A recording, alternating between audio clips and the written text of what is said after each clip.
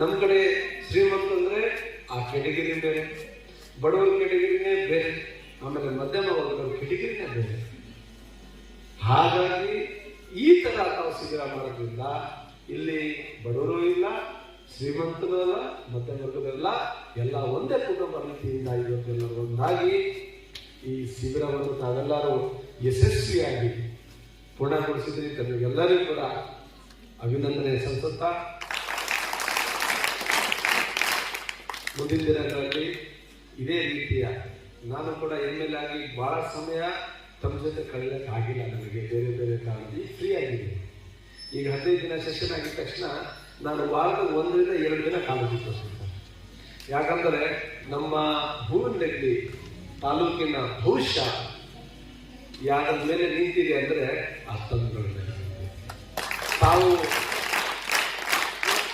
ಮುಂದಿನ ದಿನಗಳಲ್ಲಿ ತಾವು ಅಭಿವೃದ್ಧಿ ಆದರೆ ಈ ಗ್ರಾಮಗಳು ಅಭಿವೃದ್ಧಿ ಆಗ್ತವೆ. ತಾವು ಅಭಿವೃದ್ಧಿ ಆಗಿಲ್ಲ ಅಂದರೆ ಈ ಗ್ರಾಮಗಳು ಅಭಿವೃದ್ಧಿ ಆಗ್ತವೆ. ಹಾಗಾಗಿ ಇಲ್ಲಿ ಇರೋ ತಂದೆ ತಾಯಿಗೂ ನಾನೆಲ್ಲ ರಿಕ್ವೆಸ್ಟ್ ಮಾಡಿ ಹೇಳ್ತೀನಿ, ಎಷ್ಟೇ ತಮಗೆ ಕಷ್ಟ ಬರಲಿ ಮಕ್ಕಳಿಗೆ ಓದೋದನ್ನು ನಿಲ್ಲಿಸಬೇಡಿ. ಅವರು ಏನು ಓದ್ತಾರೆ, ಅವರು ಎಷ್ಟು ಓದ್ತಾರೆ ಅವರು ಓದ್ಸೋದು ಬಿಡಿ.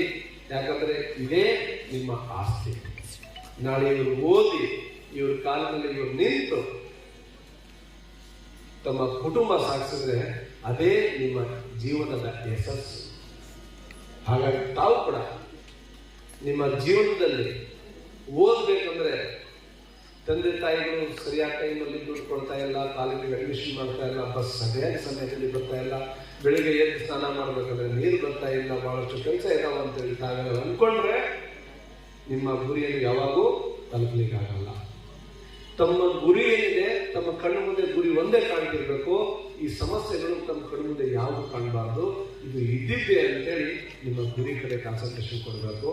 ಅದೇ ರೀತಿ ಪ್ರತಿದಿನ ಕೂಡ ನಿಮ್ಮ ಗುರಿ ತಲುಪಲಿಕ್ಕೆ, ತಮ್ಮ ದೊಡ್ಡ ಗುರಿ ತಲುಪಲಿಗೆ ಪ್ರತಿದಿನ ಕೂಡ ಒಂದು ಸಣ್ಣ ಸಣ್ಣ ಆ ದೊಡ್ಡ ಗುರಿಯನ್ನ ತಾವು ಡಿವೈಡ್ ಮಾಡಿಕೊಂಡು ಸಣ್ಣ ಸಣ್ಣ ಗುರಿಯಾಗಿ ಇಟ್ಕೋಬೇಕು. ಅದು ಪ್ರತಿದಿನ ಎವ್ರಿಡೇ ಗೋಲ್.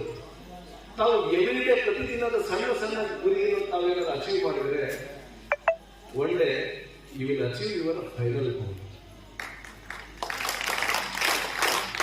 ಹಾಗಾಗಿ ಬಹಳ ಸಂತೋಷ ಆಯಿತು. ಮುಂಬರುವ ದಿನಗಳಲ್ಲಿ ಇನ್ನೂ ಹೆಚ್ಚಿನ ಮಟ್ಟದ ನನ್ನ ಸಮಯವನ್ನು ತಮ್ಮ ಜೊತೆ ಕಲಿತೀನಿ. ಹಾಗಾಗಿ ಬೇರೆ ಕಾರ್ಯಕ್ರಮ ಇರೋದ್ರಿಂದ ನಾನು ಹೊರಡ್ತೀನಿ. ತಾವು ದಯಮಾಡಿ ಎಲ್ಲರೂ ಕ್ಷಮಿಸಬೇಕು ಮತ್ತು ಈ ಕಾರ್ಯಕ್ರಮವನ್ನು ಮುಗಿಸಬೇಕು. ನನಗೆ ಅವಕಾಶ ಮಾಡಿದ ತಮ್ಮೆಲ್ಲ ಹಿರಿಯರಿಗೆಲ್ಲ ವಂದಿಸಿ ಮತ್ತು ಎಲ್ಲ ನನ್ನ ನೆಚ್ಚಿನ ವಿದ್ಯಾರ್ಥಿ ಪ್ರತಿಗಳಿಗೆಲ್ಲ ನಾನು ಧನ್ಯವಾದ